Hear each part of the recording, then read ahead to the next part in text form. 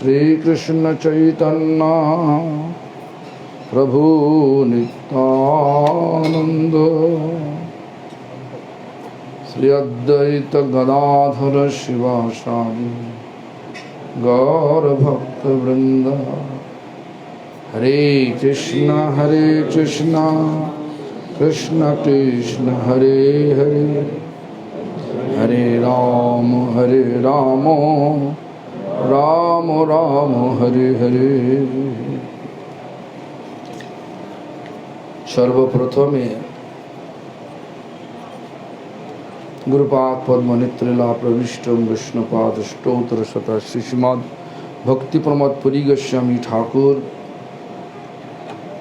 परम गुरुपाद पद्म समग्र विश्व गौड़ीय मठ प्रतिष्ठानेर मूल प्रतिष्ठाता नित्यलीला प्रविष्ट शिल प्रभुपाद भक्ति सिद्धांत सरस्वती गोस्वामी ठाकुर तथा श्री ब्रह्म रुद्र सनक चार संप्रदाय स्वीकृत सकल आचार्य वृंद और शुद्ध भक्तवृंद सकले श्रीपाद पद्मे जानाय दंडवत प्रणाम। सकले आमार प्रति प्रसन्न होन, आशीर्वाद करुन जेन जीवनेर शेष मुहूर्त पर्यन्त श्री चैतन्य महाप्रभुर प्रेम धर्मेर बाणी आचरण मुखे सर्वत्र प्रचार करते पारी। सभाय उपस्थित त्रिदंडी पादगण, वैष्णव वृंद, वैष्णवी वृंद, मातृमंडली सज्जन वृंद तथा ये नलपुरवासी सकल के जानाई आमार यथायोग्य सम्भाषण। सकले आमार प्रति प्रसन्न हो। आलोचना शुरू হয়েছিল साधु संगेर फल नाकि, तारपरे साधु संग এখন বিভিন্ন রকমের সব ব্যাখ্যা হলো। साधु বা বৈষ্ণব, সাধু শব্দটাকে যদি আমরা একটু ভালো করে বিচার করি দেখবেন সৎ, সৎ মানে সনাতন, সনাতন মানে যিনি আগে ছিলেন এখনো আছেন ধ্বংসের পরেও থাকবেন, সে কে? ভগবান। সেই সৎ বস্তু মানে সেই ভগবানের যিনি অন্বেষণ করেন সর্বক্ষণ, যতটা আগ্রহের সহিত নিষ্ঠার সহিত অন্বেষণ করেন মানে খোঁজেন সে ভগবানকে, তিনি ঠিক ততটাই সাধু।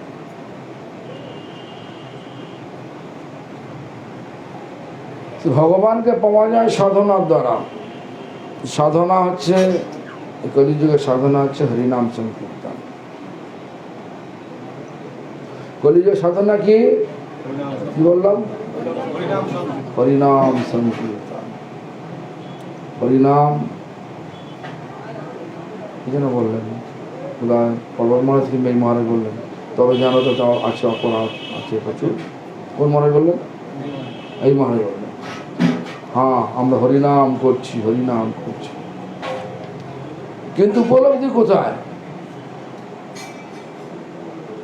নয়নঙ্গল দস্যধারায়া বদনঙ্গদগদরুদ্ধয়া গিরা পুলকই নিচিতঙ্গ বপু কদা তব নাম গহনে ভবিষ্যতি। নয়নঙ্গল দস্যু, নয়ন মানে চোখ, সেখান থেকে বর্ষার ন্যায় জল পড়বে। তার মানে সেখানে সবসময় কাঁদবেন। কে কাঁদে? কাঁদে কে? যখন বিরহ হয়। কখন বিরহ হয়? যখন সম্বন্ধ হয়। সম্বন্ধ কিসে হয়? সেবাতে হয়। সেবা নেই, সম্বন্ধ নেই, বিরহ নেই, কান্না নেই। এই জন্য আমাদেরকে বলা হলো বৈষ্ণব সেবার ফল। বৈষ্ণব সেবার ফল সম্বন্ধ গড়ে দেয়া।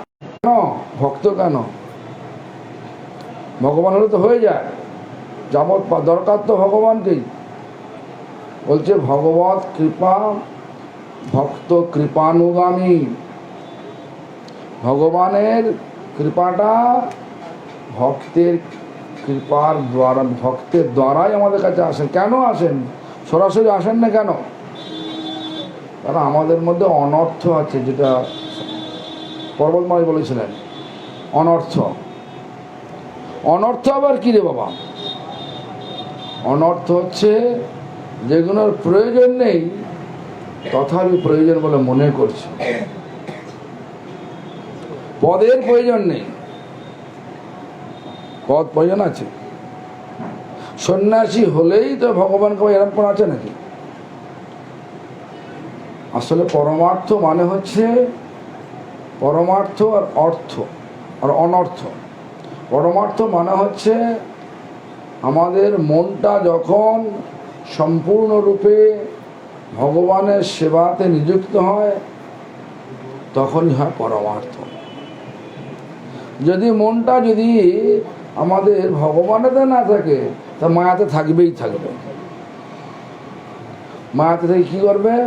এটা আমার, ওটা তোমার, এটা আমার, আমি আমার, এই দুটো থাকবে। আমি করেছি, সবটা আমার। আমি আমার যার যত বেশি এই প্রবৃত্তি রয়েছে, এটা আমি আর আমার, সে তত বেশি মায়াতে আসক্ত, যাকে বলে সংসার বলে। সংসার মানে এই নয় শুধু ছেলে মেয়ে থাকলেই সংসার না। আসক্তিটা একটা টাকাটা খারাপ না ভালো? ওই যে অর্থ অনর্থের মূল। অর্থ চাই না বলবেন হবে? অর্থের প্রয়োজন আছে। অর্থ ভগবান নয়, কিন্তু ভালো যদি ভগবানের সেবায় লাগানো যায়। কি বললাম? অর্থ ভালো, অর্থকে লক্ষ্মী বলি, তাই তো? লক্ষ্মী যদি লক্ষ্মী কেউ করে? ভগবানের কত সেবা করে। যদি আমরা অর্থ দ্বারা নিজের ইন্দ্রিয় তর্পণ করে থাকি তাহলে কি হয়? অর্থের অপব্যবহার হলো, লক্ষ্মী দেবী সন্তুষ্ট হলো না। অর্থ ভগবান নয়, কিন্তু ভালো। কেন? অর্থ দিয়ে ভগবানের সেবা করা যায়। যেমন একটা উদাহরণ দিচ্ছি, একটা টাকা নিয়ে কেউ অস্ত্র কিনে আমাকে মারতে পারে নাকি? আবার টাকা নিয়ে কেউ মিষ্টি কিনে গোপালকে খাওয়াতে পারে। গোপাল পুরো একদম ভগবানের নিষ্ঠাবান ভক্ত নাকি? এই জন্য আগে বুঝতে হবে ভজন ভজন ভজন ভজন মানে কি? ভজদাতু সেবা সাধনা যদি না থাকে ভগবান সেবা গ্রহণ করবেন না। তার হাতেই আমি সেবা গ্রহণ করি। কার হাতে বলেছিলেন মনে আছে? যিনি লক্ষ্যপতি নাকি? আজ থেকে 534 বছর আগে, 534 বছর আগে তো লক্ষ্যপতি কিরাম যখন 1 টাকা 16 মণ চাল পাওয়া যেত, 16 মানে 640 কেজি, 1 টাকা 640। এখন একটা কিছু পাওয়া যাবে? ভিখারিকে দিলে নেবে না। তাহলে সেই সময় যদি হিসাব করা যায় 16 মণ চাল মানে 1 টাকা পাওয়া যেত। লক্ষ্যপতি মানে অনেক ধনাঢ্য। ভক্তদের কাছে ছিল না। ভক্তরা মুহ্যমান হয়ে পড়লেন, মানে কি বললেন? মুখটা বিষণ্ণ বদন হয়ে গেল। কেন? আমার তো টাকা নেই, ভগবান সেবা নেবেন না, কি হবে? তখন ভগবান ভক্তদের ভাব দেখে তো ব্যাখ্যা করে দিলেন। কি ব্যাখ্যা করলেন? তোমরা জানো আমি কি কাকে বলছি লক্ষ্যপতি? ওই যিনি লক্ষ্য নাম গ্রহণ করেন। লক্ষ্য নাম অপরাধ করে না, অপরাধ শূন্য হয়ে। অপরাধ শূন্য হয়ে নাম করলে কি হয়? তখন ওই যেটা বললাম, নয়নঙ্গলদর্শনারায়া, নয়নঙ্গলদর্শনায়া, নয়ন থেকে মানে চোখ দিয়ে বর্ষার না জল পড়বে। আমাদের জল পড়ে, কখন জল পড়ে? যখন পার্থিব লাভ যেটা হবার কথা ছিল হলো না। জমিতে, এক কাঠা জমিতে কি 1 বিঘে জমিতে আমি 20 মণ চাল ধান পাবো, কিন্তু বর্ষা এসে কিছুই পেলাম না, তখন কি হয়? চোখ জল আসে কিনা বলুন? তখন চোখ দিয়ে জল আসতে শুরু করে। কেন? কেন? পার্থিব লাভটা ভালো বুঝি, পরমার্থটা ভালো বুঝি না, অর্থটা ভালো বুঝি। 10 মণ না 10 মণ চাল যদি পেতাম, এখন চালের দাম কত? 40 টাকা, আচ্ছা 30 টাকা পেত। 10 মণ চাল মানে, তার মানে 4 টন, তাই তো? 4000 কেজি, 4000 × 30 কত হতো? অনেক টাকা পাশে হতো। কিছুই পেলাম না, এটা ভালো বুঝি, এই জন্য কান্না আসছে। পরমার্থ ভালো বুঝি না। এখন যদি কারো ছেলে থাকে, যে কারো ছেলে আছে, হাত তুলুন। ছেলে আছে? ছেলে আছে কটা? 2 ছেলে। যদি এখন গোপাল বলে যে আমাদের পুরীতে মঠে যাবে, ছেলেকে সন্ন্যাসে রাখবো, দেবেন?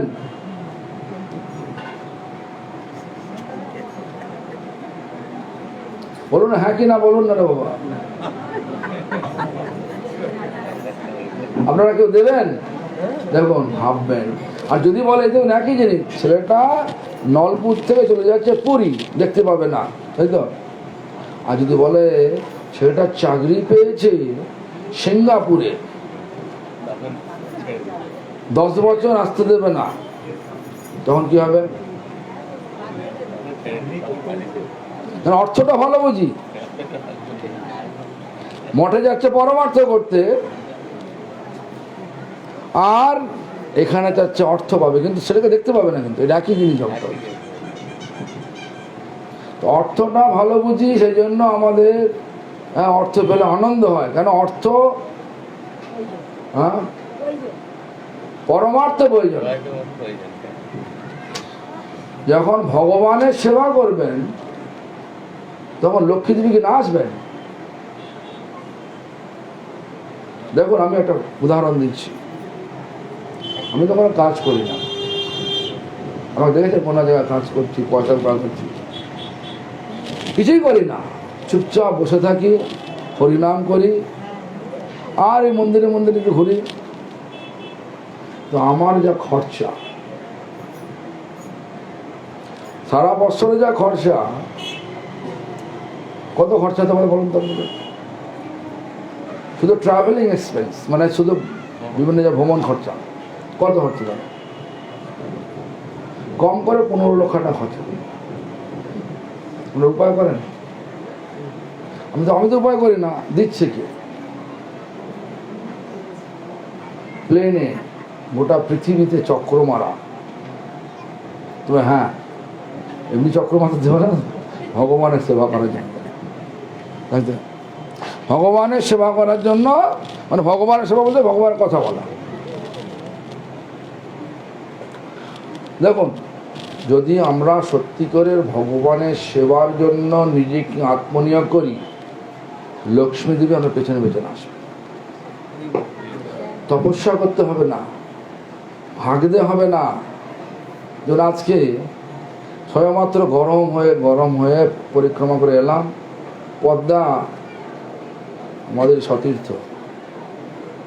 আমি জানি পদ্মা অচ্যুতানন্দ অত্যন্ত মানে যখন হ্যান্ড টু মাউথ হয়ে ঘুরে বেড়ায়, মানে দিন চালায়, কোনো রকমের সংসার চলে। তারপর 10,000 টাকা দিচ্ছি। হ্যাঁ, আমি করতে চেয়েছিলাম, জিজ্ঞেস করুন তো, চেয়েছিলাম আমি কি পদ্মা? চাইনি, দিয়েছি। কার দ্বারা কখন কিভাবে ভগবান করাবেন কেউ জানে না। এই জন্য অর্থের পেছনে না ঘুরে, সবাই অর্থের পেছনে ঘুরবে। যেমন ছেলে যদি কাজে যায় খুব আনন্দ, বিদেশে চলে গেল, 20 বছর আসবে না তাও ভালো, কাজে তো যাচ্ছে। আর গর্বের সহিত বল আমার ছেলে অমুক জায়গায় কাজ করে, নাকি গর্বের সহিত বলতে যাচ্ছে। যদি ছেলে যদি সন্ন্যাস নিয়ে নিল, মঠে চলে গেল, আর যাবে না। যেমন এই প্রভু, কি নাম দিলাম, দেবু প্রভুকে বললাম যে প্রভু একটু মঠে যাবে। বলছেন আমার ভাইয়ের দোকান আছে, কি করো দোকানে কাজ করো। আমি ভাবলাম যে ওর হয়তো আমার স্ত্রী আর স্ত্রী পুত্র আছে, থাক ঠিক আছে, যাবে না। তারপরে শুনলাম স্ত্রী পুত্র নেই। আরে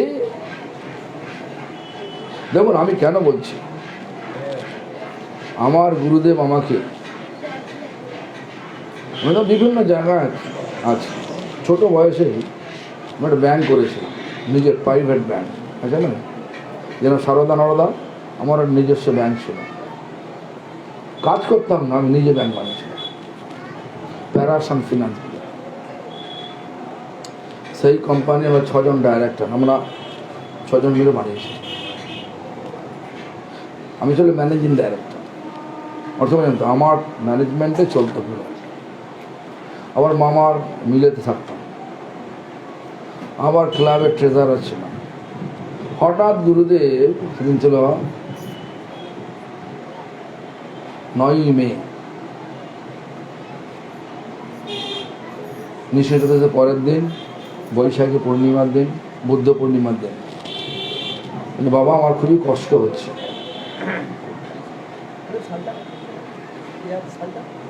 যেদিন বলেছেন সেটা হচ্ছে 1990 সাল। তো বলছেন যে আমার বাবা খুবই কষ্ট হচ্ছে, আমার এখানে যারা আছে আমি ঠিক ভরসা পাই না, তুমি আসবে। তখন একদিকে অর্থ, আরেকদিকে পরমার্থ। তুমি বাবা কি করো? কি আমি কিছুই করি না। কেন বললাম কিছু করি না? গুরু সেবা যদি না হয়, যখন আমাদের এই মানুষ শরীরটা দিয়ে যদি ভগবানের শুদ্ধ ভক্তের সেবা না হয়, যতই করি না কেন সবটাই অনর্থ হবে। তো আমি বললাম আমি কিছু করি না। তাহলে বাবা তুমি অমুক দিনে আসো, আমি চৈতন্য গৌড়ী মঠে থাকবো। তাহলে এটা হচ্ছে মায়াপুরে বলছি, চৈতন্য গৌড়ে থাকবো, আমি তোমাকে ভালো দিন দেবো, সেই দিন দিয়ে তুমি আসছো, সেই দিনে তুমি চলে আসো। আমি সেই দিন প্রিপেয়ার হয়ে গেছি। রেজিস্টার অফ কোম্পানিতে গিয়ে আমার রিজাইন ফর্ম 29 জমা দিয়েছি, রিজাইন। এই আন্দোলনের সচিন ভট্টাচার্য আমাকে বলছে, উনি ছিলেন ROC head of the department. ROC মানে রেজিস্টার অফ কোম্পানি। তো উনি আমাকে বলছে তুমি পাগল হয়ে গেল নাকি? না, আমার একটা অন্য ব্যাপার আছে, পরে বলবো আপনাকে। এটা আমার একটা জমা নিন, সিল মানুন, আমাকে দিন, অ্যাকনোলেজ করে দিই আপনাকে। রিজার্ভ ব্যাঙ্ক অফ ইন্ডিয়াতে গেলাম, Aurobindo Ghosh head of the department তখন ছিল। তাকে আমি বললাম যে আমার ফর্মটা জমা নিই। আরে তুমি ছাত্র অবস্থায় এই কোম্পানি বানিয়েছো, তুমি ছেড়ে দেবে? বলছে না, আমি ছেড়ে চলে যাবো। কেন আমি পরে বলবো, আপনার পরে এসে বলবো। এখন জমা নেন, আমাকে অ্যাকনোলেজ করে আমাকে জমা দেন। জমা না দিলে তো মানে চিটফান্ড, তো ওরা সব বাকি লোক সব মেরে দেবো, আমাকে ধরবে।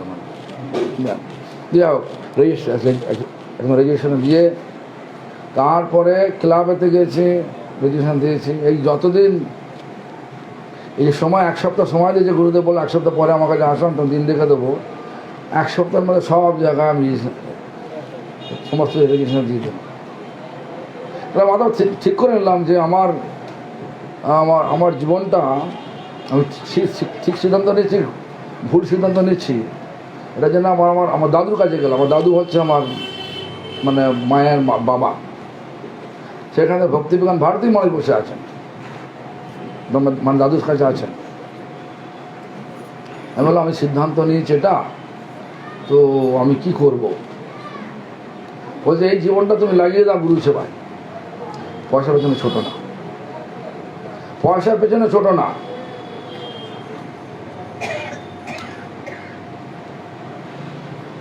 তখন আমি বললাম যে দেখুন, আমাকে একজন হাত দেখে বলেছিল আমি বিশাল ইন্ডাস্ট্রিয়াল শিল্পপতি হব, তা সেটা কি হবে? ওই শিল্পপতির দরকার নেই, তো চলে যাও। সত্যি তাই বলছে, আমাকে বলেছিল একজন অ্যাস্ট্রোলজার, আপনি শিল্পপতি হবেন, গোটা পৃথিবী ঘুরবেন। হ্যাঁ,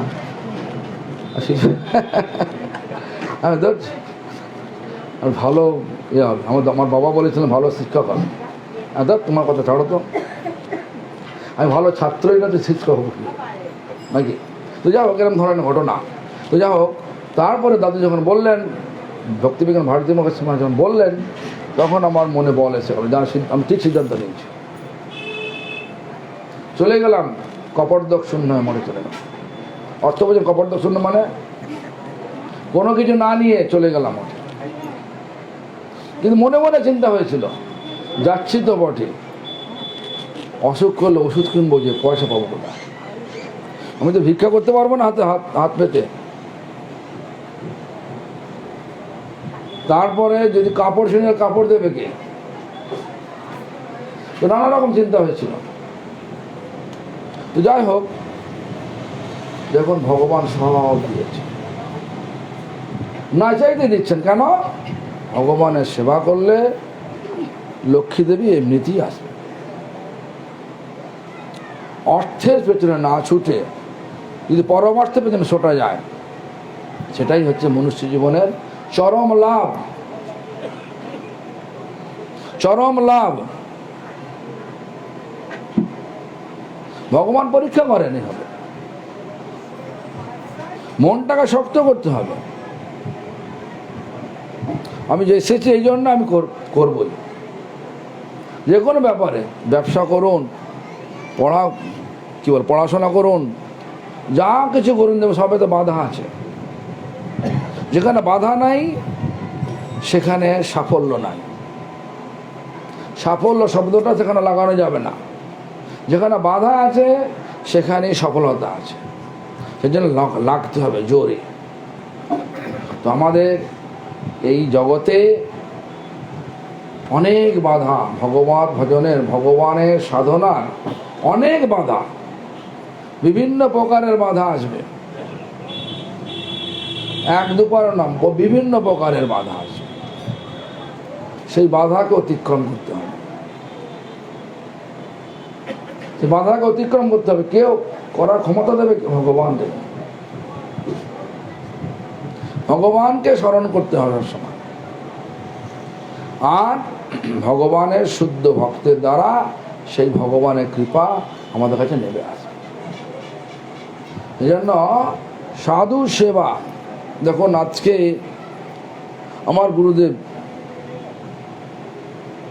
খুব আনন্দের সহিত, যখন আমি ছিলাম ওনার সেবা করতাম, আমি একাই ওনার ঘর মুছতাম,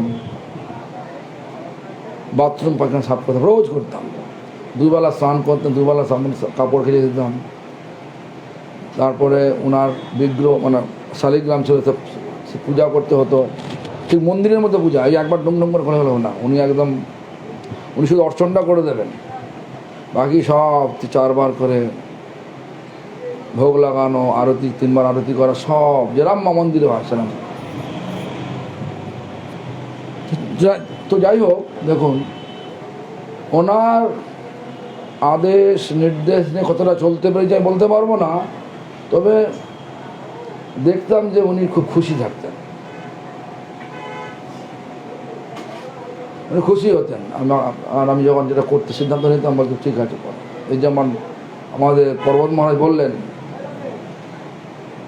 যে তুমি আমাকে বলতেন, গুরুদেব বলতেন যে আমার মন্দির থেকে অনুষ্ঠানের সময় বলতেন, যদি অসন্তুষ্ট হয়ে কোনো ভক্ত ফিরে যায়, তাহলে সেই ভক্ত আমার মঠ মন্দিরের থেকে যাওয়ার আগে যেন আমার মৃত্যু হয়ে যায়, এটা বলতেন। কেন বলতেন? আমি সকলকে নিমন্ত্রণ করতাম। উনি বলতেন, তুই যেন নারদের নিমন্ত্রণে লাগিয়েছ, লাগবে তুই সব রাখবে কোথায়? আপনি কোনো চিন্তা করবেন না, দেখুন না কি হয়। আমি সমস্ত গেস্ট হাউসগুলো ভাড়া নিতাম, চৈতন্য গৌরীয় মঠ, তারপরে শ্রীকৃষ্ণ চৈতন্য মঠ, তারপরে যাযাবর মঠ, সমস্ত মন্দিরের ঘর গেস্ট হাউস ভাড়া নিতাম। আমাদের মন্দিরের 4টে ঘর। ওই জন্য উনি আশ্চর্য হয়ে যেতেন, কী ব্যাপার এত সব নিমন্ত্রণ করছে, আসছে, রাখবে কোথায়? এই বৈষ্ণব অসন্তুষ্ট ফিরে যাবে, দিনে বলতেন। তো যাই হোক, আমি জানি ভগবান ভক্তের মধ্য দিয়ে সেবা গ্রহণ করেন। এই জন্য আর গুরুদেবও পছন্দ করতেন যদি আমাদের বৈষ্ণবগণ আসতেন মঠে, তার উৎসবেতে আনন্দ পেতেন, কিন্তু ভয়ে বলতেন না। ভয় তো বাবার কিছু নেই, সবই তো আছে, সবই তো ভগবানের বাবা। হ্যাঁ, ঝাঁপিয়ে পড়তে হবে ভগবানের সেবা। যেমন দেবু ঝাঁপাচ্ছে না, বলছে আমার কি হবে নাকি? দেবু ঝাঁপাচ্ছে না, ঝাঁপ দিতে হবে। ভগবানের সেবা ভক্তের দ্বারা এলে ঝাঁপিয়ে পড়তে হবে। এটাই তো সে শরণাগত ভক্তের। গুরু বৈষ্ণব ভগবান তিনে স্মরণ হয় বিঘ্ন বিনাশন, অনায়াসে হয় নিজ বাঞ্ছিত পুরাণ। আমাদের চরম বাঞ্ছা নাকি, এটাই তো বুঝি না। চরম বাঞ্ছা এই নয় যে আমি ভালো করে সংসার পাতবো নাকি, আমার ছেলে মেয়ে সবাই সুখে থাকে, এটা তো নয়। আমরা এটা মনে করি এটাই আমার হোক, কিন্তু চরমে বাঞ্ছাটা কি আমরা যেন চির আনন্দ লাভ করি। চির আনন্দ স্বরূপটাকে ভগবান, চির আনন্দ স্বরূপটাই হচ্ছে ভগবান। আর ভগবানকে পাওয়ার উপায়ই হচ্ছে ভক্তের দ্বারা, শুদ্ধ ভক্তের দ্বারা। শুদ্ধ ভক্ত মানে সাধু, সাধু মানে যিনি সর্বক্ষণ সেই ভগবানকে নিষ্ঠার সহিত আগ্রহের সহিত অন্বেষণ করছেন, খুঁজছেন। সাধুকে মানে ভগবান খোঁজার উপায় কি? কলিযুগে বললেন অনেক অনেক মাধ্যম আছেন, যে ভজনের মধ্যে শ্রেষ্ঠ নববিধা ভক্তি রাগ বলেছেন, মানে শ্রবণং কীর্তনং স্মরণং বন্দন সব আছে। কিন্তু এই কলিযুগে বললেন তার মধ্যে সর্বশ্রেষ্ঠ নাম সংকীর্তন, নিরপরাধ নাম লইলে পায় প্রেমধন। নাম সংকীর্তন, নাম সংকীর্তন মানে কি? বসে বসে নাম করা, বসে বসে নাম করা, এটা একটা সংকীর্তন, নাম সংকীর্তন। কিন্তু আনুগত্যহীন হয়ে করলে হবে না। একদিন আমাদের গুরুদেব বলছেন, একজন ব্যক্তি এসছেন, সন্ন্যাসী এসছেন, যে গুরুদেব আমি যদি আহ্নিক করতে বসি আর গুরুদেব আমাকে ডাকছেন, আমার কি করা কর্তব্য? বলছে আহ্নিকটা কি জন্য করছো? আহ্নিক করা মন্ত্রটা দিল কে? তাহলে কি আমি তো মানে আহ্নিক করে যাবে না, তাতে কি করতে হবে? এই জন্য মানে যাকে আমি আমার গৌরবের পাত্র বলে মনে করলাম, গুরু হোক বৈষ্ণব হোক, তার আনুগত্য নিয়ে চলতে হবে। সে যদি বলে এখানে যাও, ওখানে যেতে হবে। যদি বলে এখানে এখানে বসতে হবে। কারণ ভগবান কাউকে ধোকা দেয় না। ভগবান সবসময় ভক্তদেরকে তার আশ্রয়ে রাখতে চায়, কিন্তু ভগবানকে ধোকা আমরা দিই, যার জন্য সব ধোকায় পড়ে যায় আমরা। কেন হচ্ছে না? কারণটা আমরা। এই জন্য দেখবেন মোর কর্ম মোর হস্তে গলায় বাঁধিয়া কুবিষয় বিশ্রাম করতে দিতেন ফেলে, দেখবেন আছে কিনা? আমারই কর্ম, আমারই গলা হাতে বেঁধে কুবিষয় মানে কুবিষয়, বিষ্টা মানে কি? বিষয় ভোগ, নিজের ইন্দ্রিয় তর্পণ ইচ্ছাতে আমরা ছুটছি।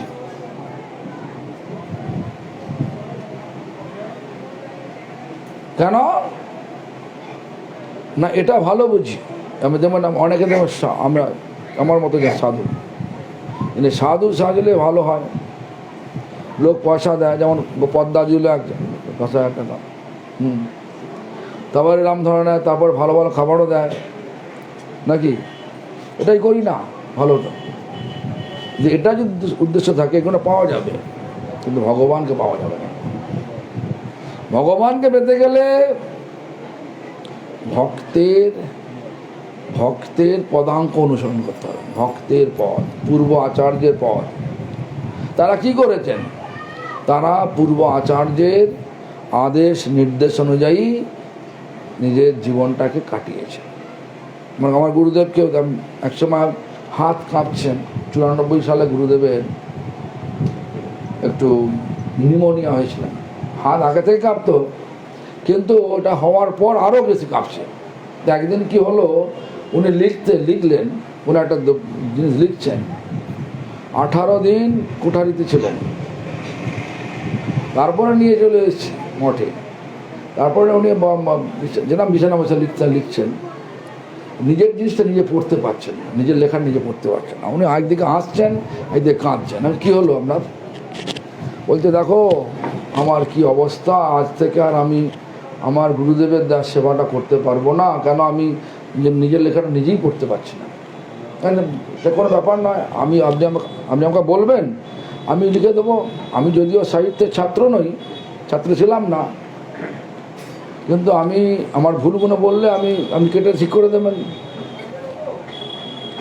হাতে এরকম না, আমার গুরুদেব আমাকে ওই শিক্ষা দেয় না, ডিকটেশন দিতে বলেন না, লিখতে বলেছেন। দেখুন কতটা আনুগত্য স্বীকার করে। লিখতে বলেছেন, আমি ডিকটেশন দিতে পারবো না। হ্যাঁ, এই যে আনুগত্য, গুরুদেব বলে গেছেন এটাই করবেন। এই যে হৃদয় ভরা আনুগত্য না থাকলে কখনোই আমরা সেই সাধ্য বস্তু ভগবানকে পাবো না। সাধনাটা কি? সাধনাটা হচ্ছে গুরু বৈষ্ণবদের আনুগত্যে হরিনাম করা আর ভক্ত সেবা করা। ভক্ত সেবা পরম সিদ্ধি প্রেমলতিকার মূল। যাকে আমরা আমার গৌরবের পাত্র বলে মনে করব, সেই আমার কাছে ভক্ত, মানে সাধু। দেখবেন অনেকেই বলে আমার শিক্ষাগুরু অমুক, তবে অন্যান্য ভালো নয়, সবাই ভালো, তার দৃষ্টিভঙ্গিতে অমুক তার ভালো। সেই জন্য আমাদেরকে ভক্তিনাথ শিক্ষা দিলেন, মহাপ্রভু শিক্ষা দিলেন, অমানিনা মানদেন। এটা কি অবলম্বন করে ভক্তিনাথ লিখলেন, সকলে সম্মান করিতে সকতি দেহনাথ যথাযথ, তবে তো গাইব হরিনাম ও সুখে অপরাধ হবে। সকলকে সম্মান যে প্রবৃত্তিটা, এটা আনতে হবে। যদি না যায় কখনোই এই হরিনামের দ্বারা আনন্দ পাবো না। কখনই আমরা হৃদয় খুলে বলতে পারবো, ঠিক আছে আমার ছেলেটা যাক সন্ন্যাসী হয়ে। কখনই বলতে পারবো না, ঠিক আছে আপনি বলছেন পুরী আর বৃন্দাবন যাব, চলে যাব। দেবু বলবে, না আমার দোকান তো আছে নাকি। এখন এইগুলো বন্ধন, এই মায়ার বন্ধন। যদি এনার্জি আমরা ভগবানেতে না লাগাই, তা মায়াতে লেগে যাবে। কারণ এনার্জি কখনো চুপচাপ থাকে না। যারা বিজ্ঞান বোঝে তাদের জিজ্ঞাসা করবে, এনার্জি কখনো চুপচাপ থাকে না। যদি সে ভগবানের সেবা না করে, সে মায়ার সেবা করবেই করবে। আমরা জানি মানে বিবাহ করলে বা মায়ার বন্ধন পড়ে গেল না। মহাপ্রভু ভক্তরা সব অনেকেই তো বিবাহ করেছিলেন, মায়ার বন্ধনে পড়েছিলেন। তো যাই হোক, তো ভকত সেবা পরম সিদ্ধি প্রেমলতিকার মূল। সাধু সঙ্গ মানে শুদ্ধ ভক্তের সঙ্গ। শুদ্ধ ভক্তের সেবা করলে না আসল যে প্রেমটা ভগবানের সেবা লাভের জন্য যে প্রেমটা দরকার, সেই প্রেমটা পাওয়া যাবে। মানে ভগবান দেখবেন মহাপ্রভু বললেন কি, যে দেখবেন মহাপ্রভুর কাছে যখন সেই কুলিন গ্রামবাসী যেমন পুণ্ডরিক কী বলে নট রাজশেখর বসু, মালাধর বসু, তারপর কী যেন সত্যরাজ খাঁ, এরা যে গিয়েছিলেন, ওদেরকে তৃতীয় বছরে কি বললেন, খুব লক্ষণীয় বিষয়। প্রভু কহে, প্রথম বলল বৈষ্ণব সেবন, কৃষ্ণ নাম সংকীর্তন, এই দুই করো পাবে কৃষ্ণের চরণ। অন্যান্য বছর বলছিলেন কৃষ্ণ সেবা, বৈষ্ণব সেবা, নাম সংকীর্তন। এবারে কৃষ্ণ সেবা উঠিয়ে দিলেন, শুধু বললেন না বৈষ্ণব সেবন, নাম সংকীর্তন। কেন? বৈষ্ণব সেবা করলে বৈষ্ণবের কৃপাতে মুখ দিয়ে শুদ্ধ নাম আসবে, শুদ্ধ নামের মধ্যেই ভগবান আছেন, আর ভগবানকে পাওয়া যাবে। তাহলে কলিযুগে ভগবানকে লাভের উপায়টা সংকীর্তন। কলিকালের মহৌষধ সংকীর্তন। সংকীর্তন মানে একসঙ্গে বসে সবাই মিলে একটা কীর্তন করলাম, যেমন এখানে শুনছিলাম। এখানে জায়গাটা হচ্ছে বাংলা, আর করছেন গুরুদেব কৃপা করে, সব উচ্চারণ ভুল। হিন্দি ভাষাটা শুনে বলবে কি, উচ্চারণও ভুল, সব ভুল। তো হ্যাঁ, তো যাই হোক, ঘটনা হচ্ছে যে যেখানটা যেরকম, এখানে বাঙালি কীর্তন, কত বাংলা কীর্তন রয়েছে, মহাজনের কত কীর্তন রয়েছে, সেগুলো করলে কি হয়? সোয়ে হুয়ে ভাগো কো, এটা এমন উচ্চারণ করছে সে কি, যেমন হচ্ছে গ্রুপ, আর একজন হচ্ছে গুরুকে, হ্যাঁ,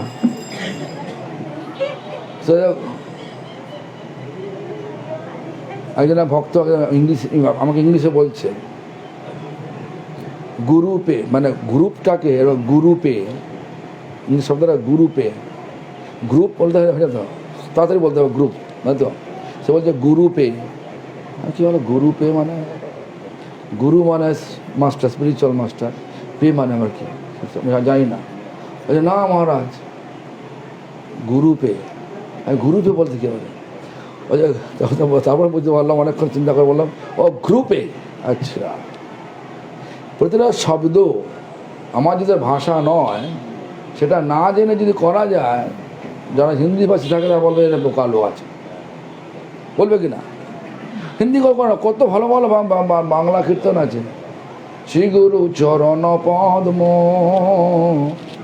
কেবল ভকতি সদম, এটা নরোত্তম ঠাকুর কত আদরণীয় বন্দনীয় কীর্তন, এটা করো না বাবা। তবে ভক্তিমত ঠাকুরের লেখা না, এইবারও করুণা করো বৈষ্ণব মশাই, কত কীর্তন আছে। গুরুদেব কৃপা বিন্দু দিয়া, গুরুদেব বড় কৃপা করি গৌরব নমাজে, তো করো না। আর যদি ভালো করে হিন্দি বলতে পারো ঠিক আছে, উচ্চারণটা ঠিক আছে, ঠিক আছে। তো যাই হোক, অনেকক্ষণ সময় নিয়ে নিয়েছি, আর সময় নেব না। 1:15 বাজে, সকলেই ক্ষুধার্ত না, পেটে হয়তো চুয়া সব खलबली मचा दिया, पेट में चुआ खलबली मचा दिया। तो যাই হোক, সাধনা মানে গুরু পরম্পরা আনুগত্যে হরিনাম করা আর ভক্তের সেবা করা। ভক্ত সেবাতেই নাম শুদ্ধভাবে হবে, মানে ভক্তের কৃপাতেই নামে শুদ্ধতা আসবে, নামে শুদ্ধ নামের দ্বারাই আমরা ভগবানের সেবা লাভ করতে সমর্থ হব। ভগবানের সেবাই আমাদের এই মানব জীবনের চরম পরম লক্ষ্য। ভক্ত সেবা আর ভগবানের সেবা, এই দুটো পাওয়া আমাদের মানব জীবনের চরম পরম লক্ষ্য। যাই হোক, আপনারা এই যে বৈষ্ণব, আরও অনেক কথা রয়েছে, সময় নেই। আর আমার পাঁচলাতে আজ হবে জানি না, আজ তো মমতা আসছে নাকি ওখানে, হ্যাঁ কখন আসে জানি না, কখন আসবে? বিকেলে আমরা গেলে হবে, তাহলে তো ভিড় হবে। হ্যাঁ, তো যাই হোক, আপনারা পারলে আপনারা সব আসুন। ঘোড়াঘাটে আমাদের ওই প্রবলেম হয়েছিল না